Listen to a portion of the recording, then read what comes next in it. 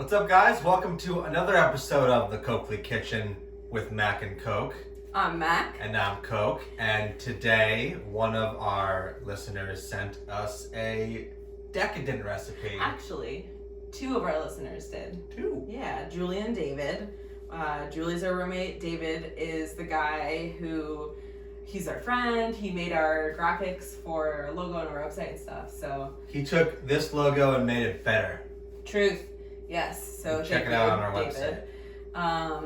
But yeah, they both requested this wonderful recipe that we're making for you guys today.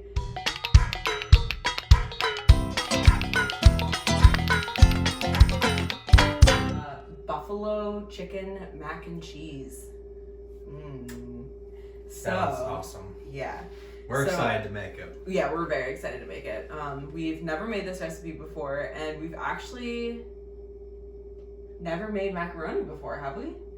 We've made macaroni and cheese balls before. Oh yeah, we made those cheese balls. Those were good. For a Friendsgiving. We'll have to do an episode of that. We'll just do a Thanksgiving episode. Yeah. A Friendsgiving. A Friendsgiving episode. So we have a lot of ingredients. This is definitely the most ingredient heavy recipe that we've done so far.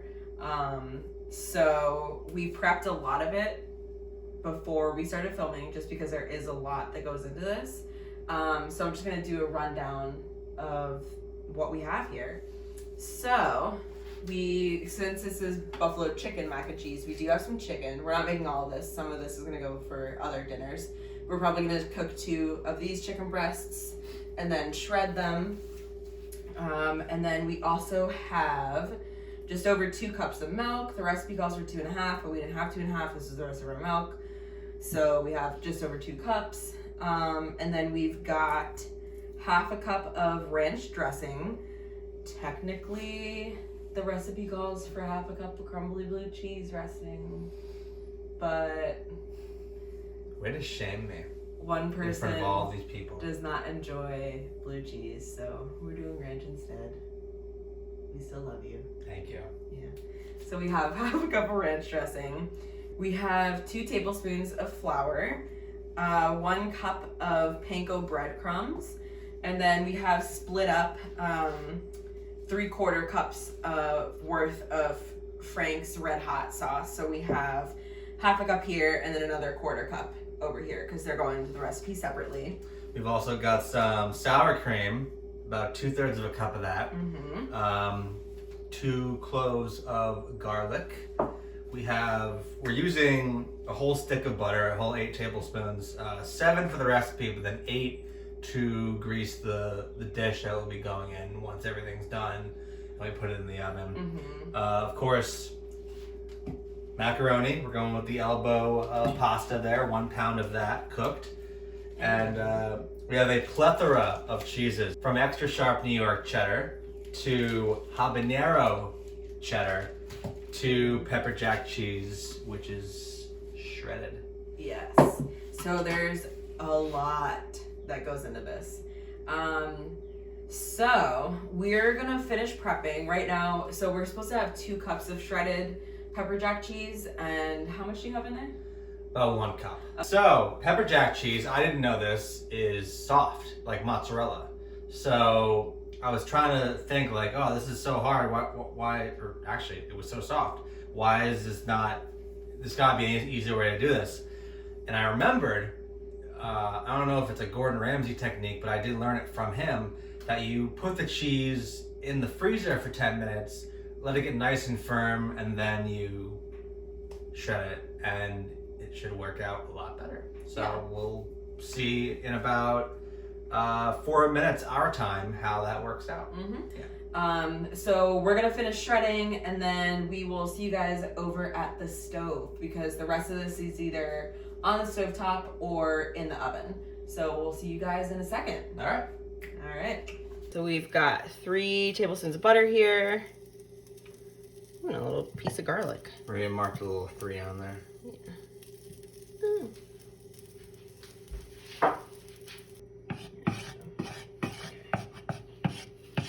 Bringing in the chicken. Breast 1. Breast 2.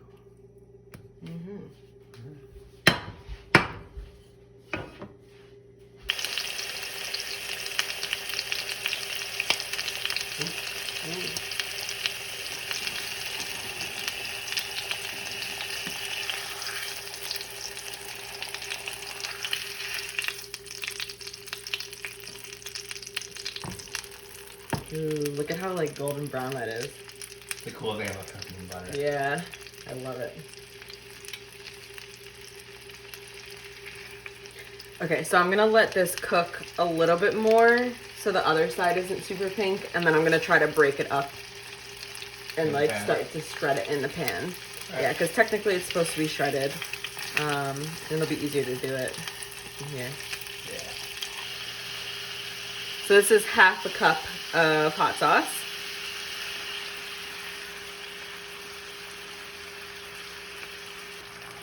Okay.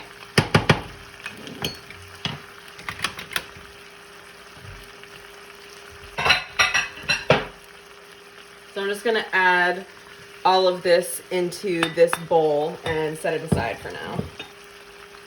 I'm gonna melt 2 more tablespoons of butter. I just cleaned that pan out really quick.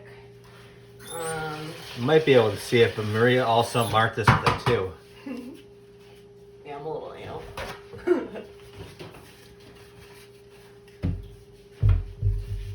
And then what else am I melting in here? Flour and the mustard. Flour and the mustard with a wooden spoon. Like that one. Perfect. Is that lucky? Yeah. Will you grab me the flour and measure out some mustard? Oh, perfect. Nice. So let me just melt this over medium heat again. Yeah, which is this, basically. Yeah.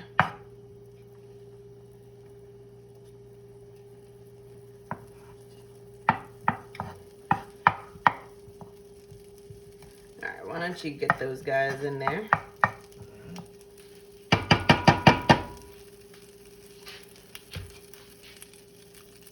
And then whisk it in, it said? With a wooden spoon. Okay. Yeah. Can you take care of the pasta? Yep. I forgot to keep stirring it, so it can... Here. You just stir it and then taste it. It should be ready in like a minute or 2.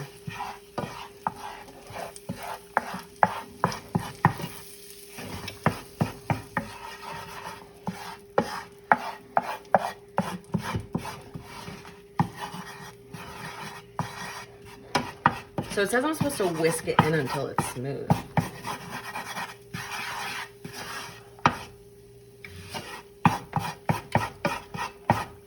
It's not very smooth to me.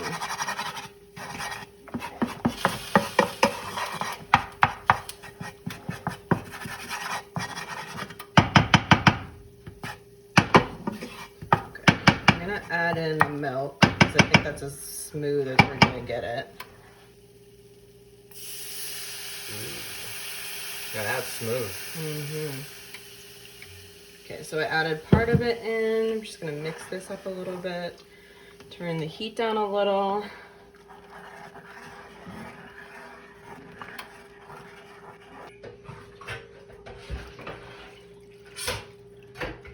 Okay, so that was like 2 cups and some of milk.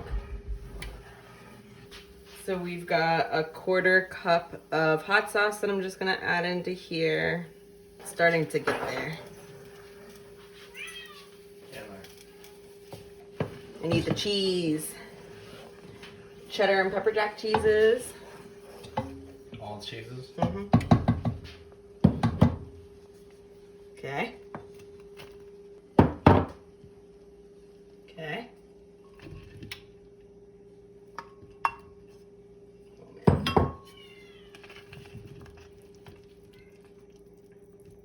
So now we're just gonna stir that in until it gets nice and creamy. Here's some sour cream for you. That goes into? It says whisk in the cheddar and pepper jack cheeses, then whisk in the sour cream until smooth.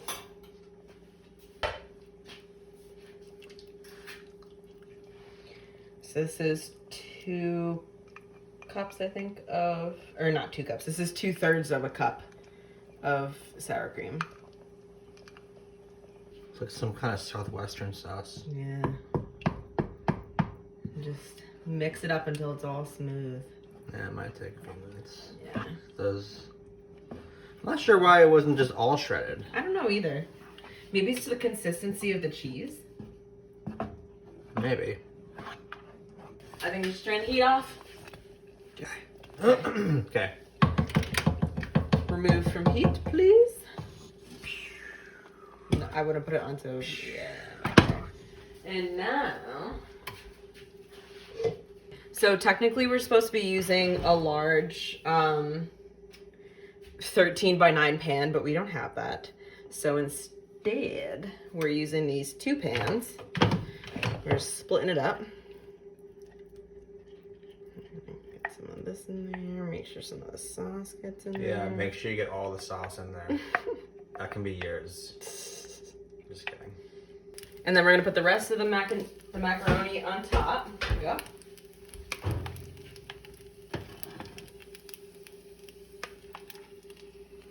Should have broken up a little more. That's okay. And then, stop cooking. It's cooking. And then we're gonna pour the cheese sauce on top. Okay.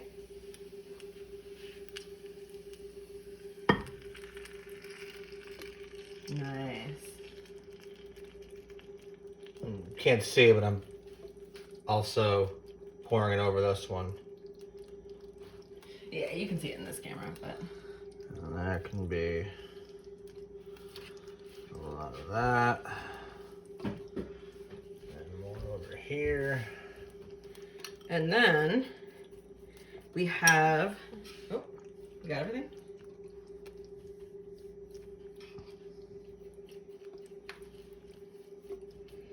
And then we have this little mixture.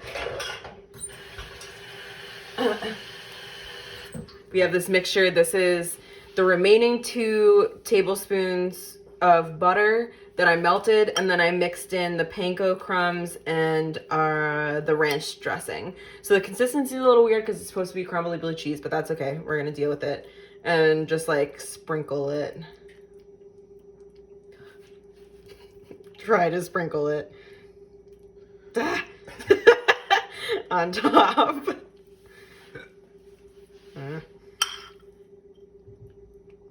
Finally, we are going to throw these guys in the oven for 30 to 40 minutes. So we'll see you guys back here in 30 to 40 minutes. All right, so we think it's done. It's been about 35 minutes. Ooh. I think that looks good. Yeah? That's nice and golden brown on the top. From what I can see. Ew, our oven is disgusting. I know. We need to get in there. Ooh, look at that. Yum. Smells yum. Oh, man. Look at that. This is another one of those dishes that I wish smells could translate through video. Look. It's like, it's not too strong. Yeah. It's not like a piercing hot sauce smell. It's really, I think the butter really balances it out. The breadcrumbs give it a great flavor. I'm excited to try the plethora of cheeses. All right, guys. I already put the kitchen back together, so that's why we're sitting, because I'm too lazy to set the tripod up behind the table, and it's just a whole thing. So that's why we're sitting right now, because I'm lazy. But here is the buffalo chicken mac and cheese. yum. Take a look at that close up.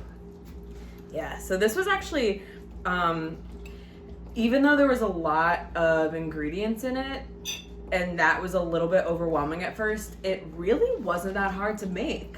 It wasn't. And it made a lot. Like, there's definitely like 4-5 meals left in that, depending on how big of a bowl you have. I think the hardest part was just timing. Just timing everything properly. I think the only thing we didn't do right, actually, It was fine. The only thing we didn't time right was we preheated the oven far too early. Mm-hmm. But even that was fine. Oh my god, that's really good. Wow. That has like a nice little kick to it. The breadcrumbs are like a little bit soggy, but I think that's because we mixed it with ranch dressing and not crumbly blue cheese. Yeah. So I think if you guys make this, and probably the next time we make this, I'm gonna just skip the ranch and maybe I'll like put it into the sauce or something and just do the panko breadcrumbs and melted butter and see if that makes the breadcrumbs come out a little bit crispier. Or I'll like cut back on the ranch dressing because I did the same amount of ranch dressing, which is liquid, that it called for blue cheese, for the crumbly blue cheese, which is not liquid.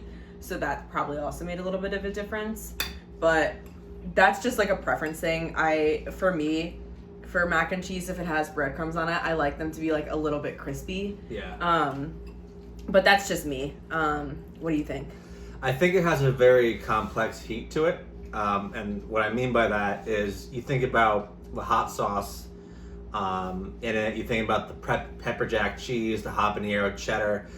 There's just a lot of different spices kind of going on at once, and you can almost feel them all at once when you take a bite, especially if you have the chicken and the macaroni and the breadcrumbs in it. Everything really just blends together really well. Yeah, because the chicken sat in the hot sauce mixture that we did for 5-10 minutes. So it soaked up a lot of that hot sauce.